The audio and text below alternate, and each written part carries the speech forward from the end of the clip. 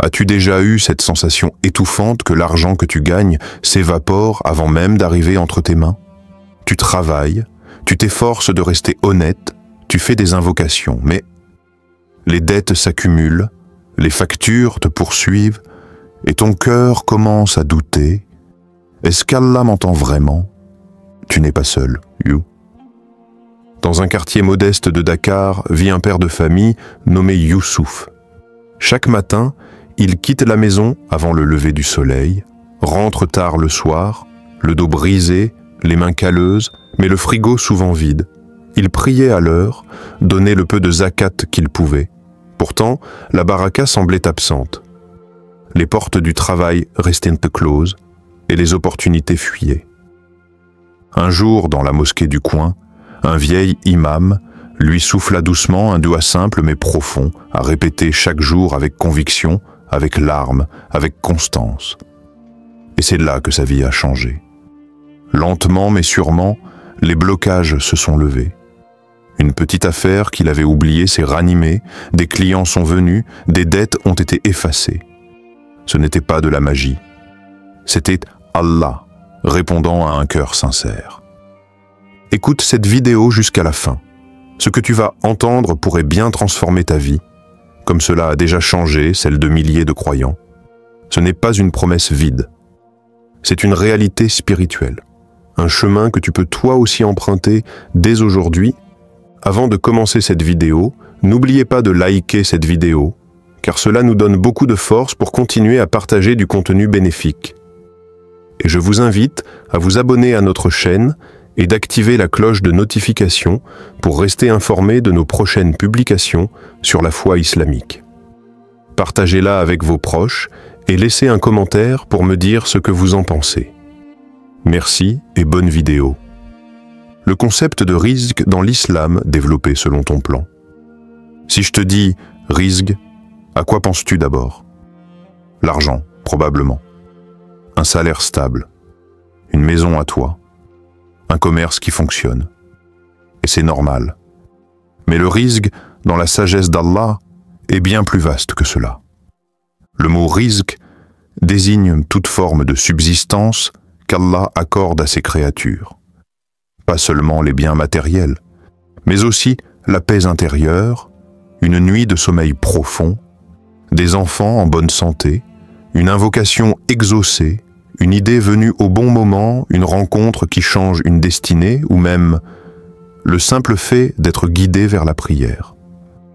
Allah dit dans le Coran, sourate 51, verset 58, « En vérité, c'est Allah qui est le grand pourvoyeur, le détenteur de la force, l'inébranlable. Ton patron ne te nourrit pas, le gouvernement ne te maintient pas en vie, tes diplômes ne garantissent rien. Ton vrai rizq vient uniquement d'Allah. Il peut te le donner sans cause apparente et te le reprendre même si toutes les causes sont réunies. Et parfois, ce que tu crois être un manque est en réalité une protection divine. Tu voulais cette affaire qui a échoué? Peut-être qu'elle t'aurait corrompu. Tu voulais cette promotion? Peut-être qu'elle t'aurait éloigné de ta prière. Tu voulais cette somme d'argent? Peut-être qu'elle t'aurait plongé dans l'orgueil ou la négligence. Regarde l'histoire de Mariam, que la paix soit sur elle. Seule, isolée, enceinte sans mari, accusée, humiliée, dans un désert sans toit, sans eau. Et pourtant, Allah lui envoie une rivière fraîche sous ses pieds, des dattes tombant d'un palmier, et même une parole céleste de réconfort. Sourate 337. Chaque fois que Zacharie entrait auprès d'elle dans le sanctuaire, il trouvait près d'elle une nourriture. Il dit « Ô Marie, d'où cela te vient-il » Elle dit « Cela me vient d'Allah. » En vérité, Allah donne la subsistance à qui il veut, sans compter. Le rizq, c'est aussi ce qui vient sans que tu l'aies demandé, sans CV, sans mérite apparent. Aujourd'hui encore, dans les régions les plus reculées, des familles vivent avec moins de 2 € par jour, mais sont comblées de sérénité, de sourire, de solidarité. Tandis que d'autres, avec tout le confort, pleurent la nuit, vides de l'intérieur. Qui est vraiment riche? Alors, ne limite pas ton regard. Ce que tu appelles un échec est peut-être un risque spirituel. Ce que tu perds ici-bas peut être un gain dans l'au-delà. Et ce que tu attends aujourd'hui, Allah peut te le donner d'une manière que tu n'imagines même pas. Dis-moi en commentaire, qu'est-ce que le rizq représente pour toi? Est-ce que tu l'as toujours vu comme de l'argent ou comme une forme de miséricorde divine? Ta réponse peut en inspirer d'autres. Le pouvoir du dua, répété chaque jour, développé. Et si ta délivrance était suspendue à une seule chose, une chose simple, gratuite, sans limite, ton dua. Le prophète a dit avec puissance, l'invocation est l'arme du croyant. Hadith rapporté par Al-Hakim. Une arme silencieuse mais redoutable, invisible mais implacable. Le dua n'est pas une option pour le croyant, c'est un pont entre le cœur de l'homme et le trône d'Allah. Et voici la vérité que beaucoup oublient. Le dua ne transforme pas seulement les circonstances extérieures, il transforme ton intérieur. Il discipline ton âme, purifie ton intention, affine ta foi. Il t'apprend à espérer sans voir, à croire sans preuve immédiate, à persévérer même quand tout semble figé. Mais ce qui fait vraiment la différence, c'est la constance. Le pouvoir ne se trouve pas dans un simple « Ya Allah » lancé un soir de tristesse. Il se trouve dans le dua quotidien, répété avec sincérité, jour après jour, même quand rien ne change. Car ce que tu ne vois pas bouger dans le monde visible, bouge déjà dans l'invisible. Récite ce dua simple mais profond après chaque prière ou avant de dormir. Allahumma ighfirli, warzuqni, wahdini, wa'afini. Oh Allah, pardonne-moi, accorde-moi ta subsistance, guide-moi et accorde-moi la santé. Il englobe tout, le pardon, le risque, la guidance, la santé. Ce n'est pas une simple suite de mots. C'est un appel total, une offrande de ta faiblesse à celui qui détient toute puissance. Écoute l'histoire de Samira, une femme marocaine vivant à Casablanca. Pendant plus de 2 ans, elle a cherché du travail. Diplômée, qualifiée, persévérante, mais rien. Les entretiens s'annulaient, les promesses ne se concrétisaient pas. Elle a tout essayé. Jusqu'à ce qu'elle tombe sur un vieux livre de prières où figurait ce dua. Elle a décidé de le réciter après chaque prière pendant 40 jours consécutifs, sans interruption, avec une foi renouvelée à chaque fois. Les 10 premiers jours, rien. Les 20 jours, toujours rien. Mais au 33e jour, elle reçoit un appel inattendu. Puis un autre, puis un 3e. 3 offres d'emploi en une semaine. Elle choisit la plus simple, commence à travailler, économise, et 6 mois plus tard, elle ouvre sa propre boutique de vêtements islamiques. Aujourd'hui, elle emploie 2 autres femmes qui, elles aussi, étaient sans revenus. Le changement n'est pas toujours immédiat. Mais Allah n'oublie jamais celui qui l'appelle avec constance et sincérité. Maintenant, ferme les yeux et répète ce dua avec moi, lentement, du fond de ton cœur. Allahumma ighfirli, warzuqni, wahdini, wa'afini. Encore une fois, ressens-le. Laisse ces mots imprégner ton âme. Ce que tu fais là, c'est plus puissant qu'un CV, plus fort qu'un business plan. Et si tu t'engageais à réciter ce dua pendant 40 jours, avec confiance? Et si tu devenais l'histoire que d'autres raconteront demain? Obstacle spirituel au risque développé. Tu fais des doigts, tu te lèves pour prier, tu travailles dur, et pourtant, rien ne change. Ton commerce stagne, tes efforts n'aboutissent pas. L'argent entre et ressort comme un courant d'air, tu commences à douter. Mais as-tu déjà pensé que ce n'est peut-être pas l'extérieur qui te bloque, mais l'intérieur? Le risque n'est pas uniquement lié à ton diplôme, ton travail ou ton réseau. Il est profondément lié à ton état spirituel. Et parfois, ce n'est pas Allah qui te ferme les portes. C'est toi qui les verrouilles par tes propres actions. Le prophète a dit que certains péchés retiennent la subsistance, tout comme des nuages sombres qui cachent le soleil. Voici quelques-uns de ces obstacles invisibles au risque. L'injustice, zulm. Tromper un client, mentir sur un prix, maltraiter un employé, ces choses, même légères en apparence, peuvent peser lourd dans la balance de ton risque. La rupture des liens familiaux, le prophète a dit « Celui qui aime que sa subsistance soit élargie et que sa vie soit prolongée, qu'il maintienne les liens de parenté. » Boukhari, en Muslim. Le non-paiement de la zakat. Elle purifie tes biens. Ne pas la donner, c'est emprisonner ce qui ne t'appartient pas et bloquer l'écoulement naturel de la baraka. La jalousie. En enviant les autres, tu te fermes à ta propre part. Car celui qui envie croit qu'Allah s'est trompé dans la répartition de la subsistance. Allah nous donne un exemple frappant dans le Coran avec Qarun, un homme extrêmement riche mais rempli d'orgueil. Sourate Al-Qasas 76 à 82. Il disait « C'est par ma science que j'ai acquis tout cela. » Mais Allah, dans sa justice, fit que la terre l'engloutisse avec ses biens, car il avait oublié l'auteur véritable de sa richesse. Une histoire contemporaine résonne fort avec cela. Karim, un commerçant musulman en France, avait un magasin de téléphonie florissant. L'argent coulait à flot, les clients affluaient. Mais une grande partie de ses revenus était illicite. Contrefaçon, déclarations truquées, clients trompés. Il savait au fond de lui qu'il marchait sur une ligne dangereuse, mais l'avidité l'avait aveuglé. Puis un jour, tout s'est effondré. Redressement fiscal, vol, fermeture du local, divorce. Il a tout perdu. Au bord du gouffre, il revient à Allah. Il commence à prier de nouveau, il nettoie son cœur, commence à rembourser ses dettes et surtout, il décide de payer la zakat sur ses maigres revenus restants. Petit à petit, une lumière nouvelle s'installe.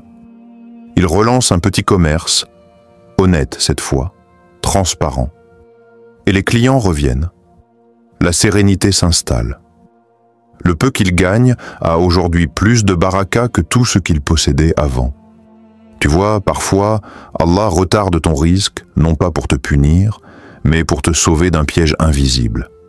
Il te teste pour élever ta foi, purifier ton intention, corriger ton chemin. Fais une introspection maintenant. Pose-toi cette question essentielle. Est-ce que tu bloques toi-même ton risque sans le savoir? As-tu des dettes que tu refuses de rembourser? As-tu blessé quelqu'un et ignoré ses droits? As-tu négligé la zakat ou profité d'un bien qui ne t'appartient pas? Sois honnête avec toi-même. Partage ton ressenti en commentaire. Peut-être que ton témoignage aidera un autre à ouvrir enfin une porte fermée depuis longtemps. Les clés pour que le dua fonctionne développées.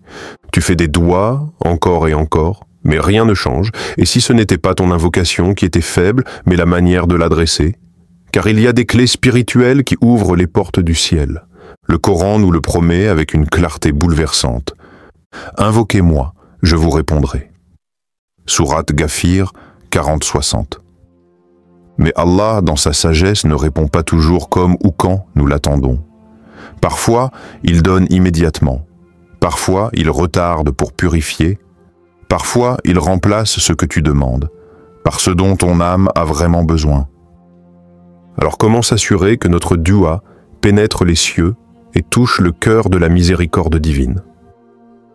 Voici 5 clés essentielles pour que ton invocation devienne une lumière vivante dans ta vie. Premier. Invoque avec un cœur sincère et vivant. Le prophète a dit « Allah n'exauce pas l'invocation d'un cœur inattentif et distrait. » Tirmidhi. Ne récite pas machinalement. Pleure si tu dois pleurer. Dis-le avec ta langue, mais surtout avec ton cœur. Même si les mots sont simples, même si tu ne sais pas parler bien, Allah comprend les soupirs, il entend même le silence. 2. Lève-toi pour le tahajjud, la prière nocturne. C'est là, dans le calme de la nuit, quand tout dort sauf toi, que les portes du ciel s'ouvrent. Le prophète a dit « Notre Seigneur descend chaque nuit au ciel le plus bas, et il dit « Qui m'invoque afin que je lui réponde ?» Boukhari, Muslim. L'histoire d'Ibrahim, un jeune homme au Niger, est bouleversante. Diplômé, motivé, mais sans emploi. Rejeté de poste en poste. Un jour, un vieil oncle lui conseille de prier tahajjud chaque nuit, même 2 unités, puis de faire ce doua simple. Allahumma ighfirli, warzuqni, wahdini, wa'afini. Ibrahim obéit. Tous les soirs, il se lève à 3 heures, lave son visage, s'incline, prie, puis lève les mains avec des larmes sincères. Pendant 3 mois, rien. Mais il continue. Au 91e jour, un appel. Une entreprise internationale l'invite à passer un entretien à distance. 2 semaines plus tard, il signe un contrat, déménage à la capitale et soutient aujourd'hui toute sa famille. Ce n'est pas une coïncidence, c'est une réponse. 3e, associe le dua à l'effort et aux obligations religieuses. Tu ne peux pas invoquer pour la réussite en affaires et négliger la prière à l'heure. Tu ne peux pas demander la richesse et refuser de payer la zakat. Tu ne peux pas demander un travail et ne pas déposer de candidature. Le dua est une semence. Ton effort est l'eau, ta foi est la lumière, et la patience est le climat qui fait fleurir la promesse. 4. Pardonne pour être pardonné, donne pour recevoir. Si tu bloques ton cœur par la rancune, comment veux-tu qu'Allah t'ouvre sa grâce? Si tu fermes ta main, comment veux-tu qu'il y verse ses bienfaits? Un simple acte de sadaqa, même 1 euro ou un sourire, peut être le déclencheur invisible de ta délivrance. 5. Répète ton doua avec constance encore et encore. Allah aime ceux qui reviennent à lui constamment. Ne sois pas de ceux qui abandonnent au bout de 7 jours. Sois de ceux qui frappent à la porte du ciel jusqu'à ce qu'elle s'ouvre. As-tu déjà essayé tahajjud avec sincérité? Partage ton expérience en commentaire. Si tu ne l'as jamais fait, promets-toi de l'essayer cette semaine. Même 2 unités, même 1 fois. Essaie et regarde ce que ton Seigneur peut faire pour toi. Conclusion, d'appel à l'action développée, environ 1500 caractères. Si tu entends ces mots aujourd'hui, ce n'est pas un hasard. C'est peut-être Allah qui t'invite à faire un pas vers lui. Parce que non, il ne t'a jamais oublié. Même quand tu l'as négligé, même quand tu pensais qu'il ne répondait pas, il t'attendait avec amour. Ce dua n'est pas une formule magique. Ce n'est pas un bouton sur lequel on appuie pour faire tomber de l'or du ciel. C'est une clé, une main tendue, un lien vivant entre ton cœur et celui qui détient les trésors des cieux et de la terre. Alors, aujourd'hui, ne quitte pas cette vidéo sans t'engager, pas envers moi, envers toi-même, envers Allah. Commence dès maintenant à réciter ce doua tous les jours pendant 40 jours. Allahumma ighfirli, warzuqni, wahdini, wa'afini. Oh Allah, pardonne-moi, accorde-moi ta subsistance, guide-moi et accorde-moi la santé. Lève-toi au moins 1 fois cette semaine pour prier tahajjud. Même 2 unités, même en chuchotant. Mais fais-le sincèrement. Donne une petite sadaqa. Même 1 euro, même un morceau de pain.